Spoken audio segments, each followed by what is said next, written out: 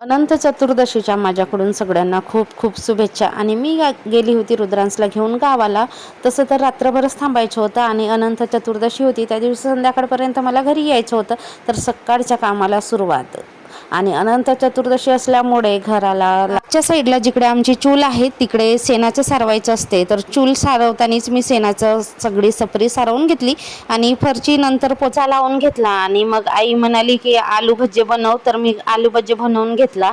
आणि मग बाकी इतर कामं झाली सुद्धा. आणि रुद्रांश हे टिटू वगैरे हे सगळे खेळायला बसले. आणि रुद्रांशला तर ना तिथे गेल्यानंतर इकडे यायचंच नसते, तिथेच राहतो म्हणते. पण शाळेमध्ये कोण जाणार. रुद्रांशने टिटूचा व्हिडिओ काढला, भार्गवीचा व्हिडिओ काढला. तर टिटूचं जेवण झालं, भार्गवी जेवते आहे. तिला वाटलं की माझा फोटो काढते, अशी एकदम स्ट्रेट बसली होती. मग मी म्हटलं तो व्हिडिओ काढते. मग रिलॅक्स झाली बिचारी.